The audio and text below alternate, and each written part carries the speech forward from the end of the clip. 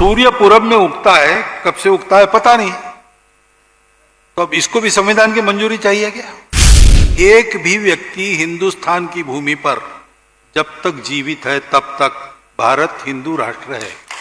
हम हिंदू है, हमारा हिंदू राष्ट्र है, ये सत्य है। किसी पोथी में लिखा होगा, नहीं लिखा होगा। ऐसा है कि संविधान की प्रस्तावना थोड़े में हिंदुत्व को ही बताती है, शब्द नहीं है उसमें हिंदू, लेकिन सब उपासनाओं को स्वतंत्रता है, न्याय है, स्वातंत्र्य है, समता है। ये सब कहां से आया?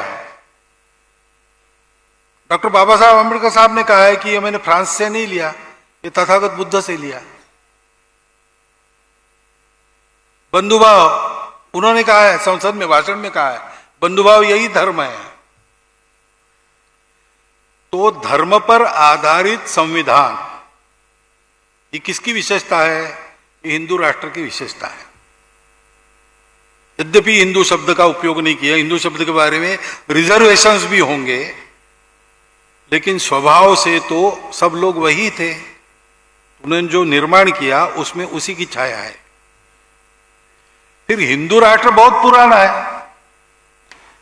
अब सूर्य पूरब में उगता है, कब से उगता है पता नहीं, तो अब इसको भी संविधान की मंजूरी चाहिए क्या?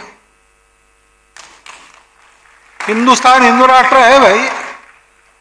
भारत को मातृभूमि मानने वाला, भारतीय संस्कृति पर श्रद्धा रखने वाला और भारतीय पूर्वजों का गौरव मन में रखने वाला एक भी व्यक्ति हिंदुस्तान की भूमि पर जब तक जीवित है तब तक भारत हिंदू राष्ट्र है।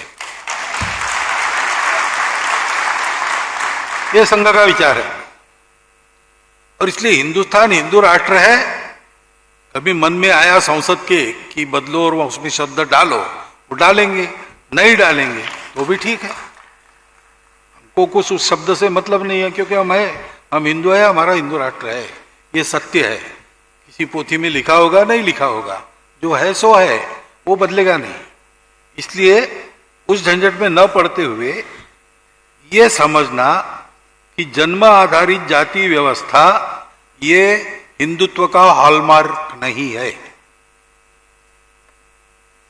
जातियां बदली है काम के अनुसार। जन्म जाति में होने के बाद भी काम बदल गया उस जाति का, तो जाति ही बदल गई। ये हुआ है।